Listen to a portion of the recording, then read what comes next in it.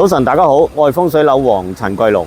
今日帶大家嚟到大埔馬窩路嘅上賢1期同2期。一路有睇緊我片嘅觀眾都會知道咧，我係好喜歡大埔嘅山嘅。咁我哋話點解以風水論咧，山咁重要咧？因為我哋叫做山管人丁，水管財祿。如果我哋嘅山靚啦，我哋舉例，我哋冇曉岩怪石，或者我哋冇山巒嘅破面。山嗰個土地係福盛嘅話咧，咁其實咧我哋話人嘅健康運會特別好嘅。咁啊呢一帶咧，因為今日嚟到咧，較為有啲聲響嘅影響嚇，因為地盤仲喺度建築緊。未來嘅時間咧，呢個位置咧，我哋背後嘅山咧，山巒係非常之理想嘅。如果你想有健康運好咧，呢個係我哋嘅明智之選嚟嘅。好啊嘛，我哋講完嘅山，我哋可以補到我哋嘅健康運，係咪？人丁啦。咁但我哋都有講下水喎嚇。咁我哋話我哋水咧，就係當然主我哋嘅財利啦，我哋嘅旺氣。咁但係咧，馬窩呢一邊咧，的確咧同我哋嘅大埔嗰邊嘅水咧，佢係為遠嘅。咁如果咁遠嘅話，師傅有冇用咧？咁我哋覺得有兩樣嘢大家要關注嘅。第一點，我哋以我哋嘅地運去計數咧。九運就要以北邊見水為較好嘅。咁呢個馬窩呢個位置咧，北邊咧就唔會見到水嚟啦。咁你話咦？咁我咪成個屋苑，甚至我哋而家下邊嘅新豐花園都冇財利，咁又唔係喎？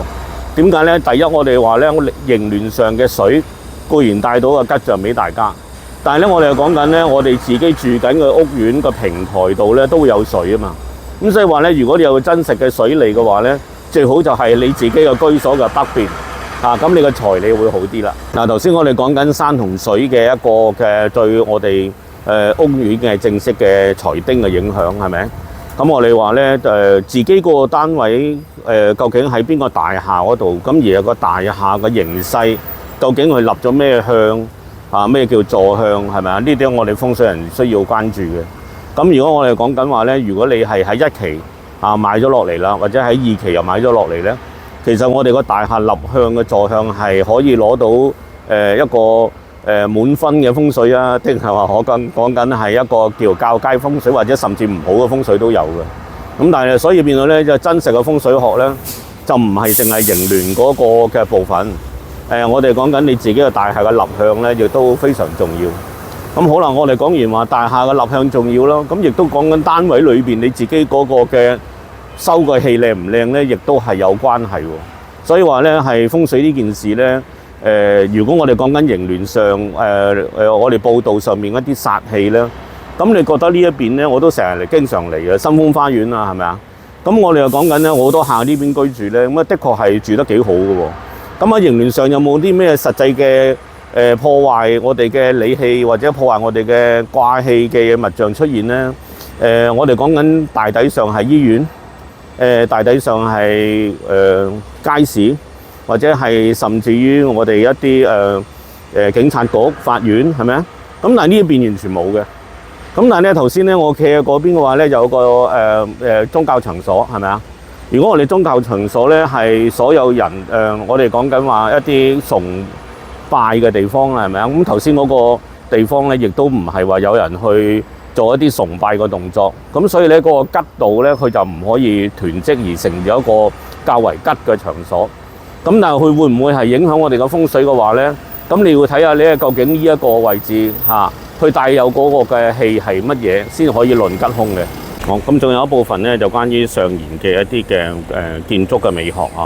我哋講緊九運樓咧，咁我就唔喺風水嘅角度裏邊咧評價嗰啲單位大同小。咁但係咧，我一路睇緊發展商提供嘅一啲平面圖，咁有一啲座數咧，咁我見到有一大堆可能一直排嘅一啲嘅單位可能係為咗景觀嘅問題咁佢向一邊咧，咁我就喺見到咧嗱，我喺個屏幕上咧就借一幅圖俾大家睇，其中有一點咧，佢哋見到佢咧，佢成排咧。都係一班班咁樣擺設，咁就當一個走廊位置係咪？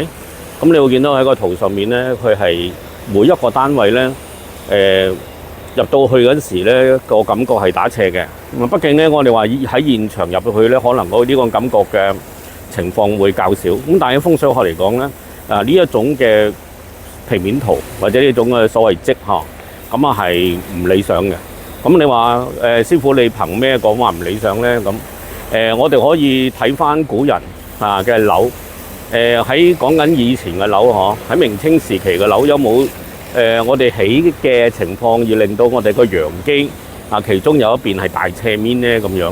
咁你哋見得到嘅，用呢個情況去回想得到咧，就係話究竟真正嘅風水學咧，我哋係講緊係最好陽基係四平八穩咁所以咧你可以用呢一點咧去做一個呢件事嘅一個角度去思考所以話相對嚟講咧，呢啲係基本上係扣分嘅。咁如果我哋有得揀嘅話咧呢啲我哋將佢咧係擺喺次嘅一個選擇上面。